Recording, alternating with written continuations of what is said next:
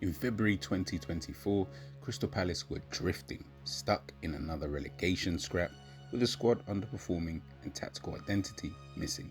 Enter Oliver Glasner. Fast forward to May 2025, Palace have beaten Manchester City in the FA Cup final, booked a spot in Europe and transformed into one of the most tactically disciplined sides in the Premier League. In today's video, we'll break down how Glasner brought this South London club to glory. We'll explore his tactical evolution, what changed from the previous regime, the key players that made it work, and how Palace outwitted Manchester City at Wembley.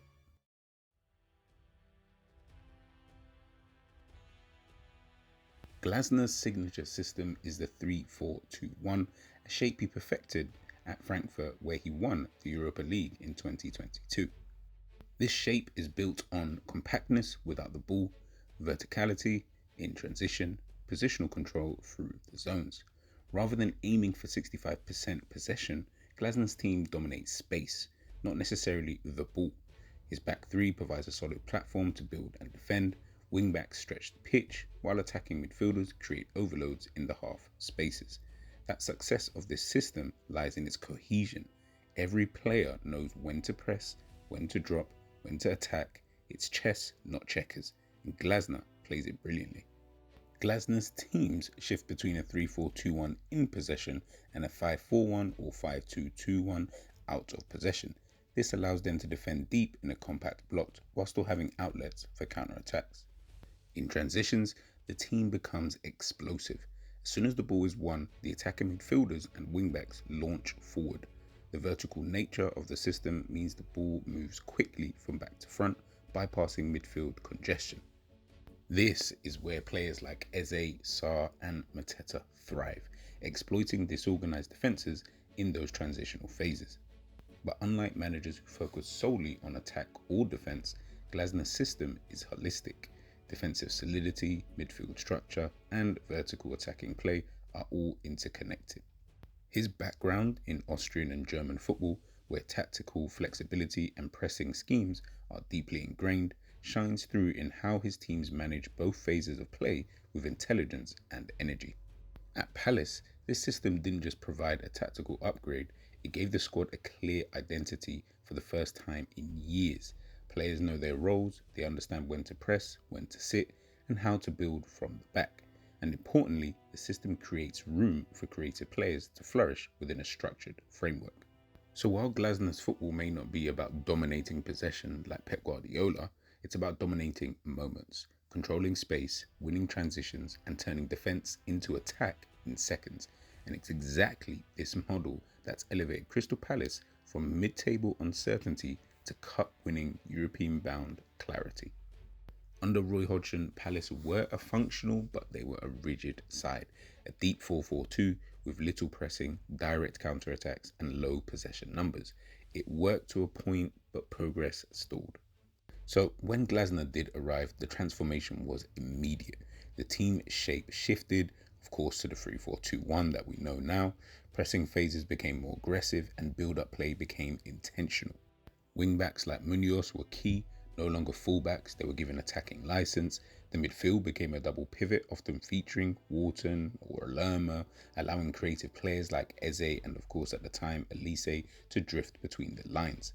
Palace stopped reacting and started dictating, not through possession but through structure and intent.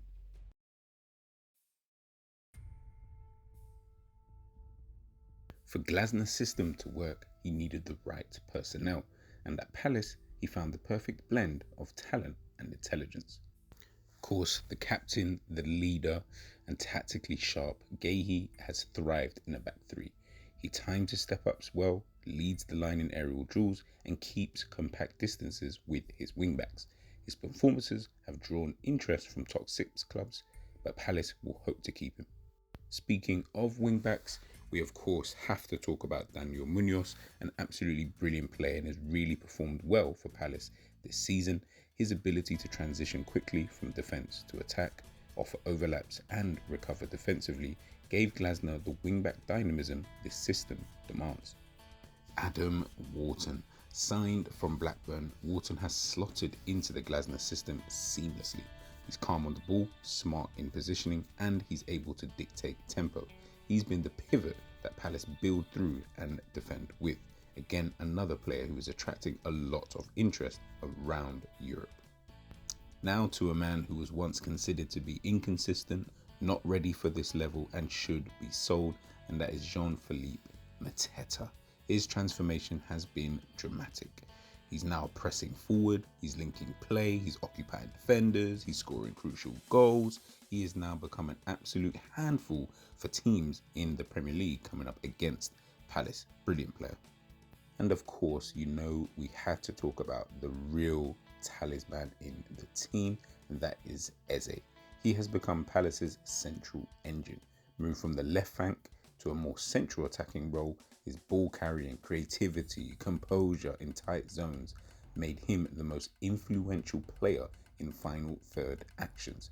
Again, another player who's attracting crazy interest this summer for his services.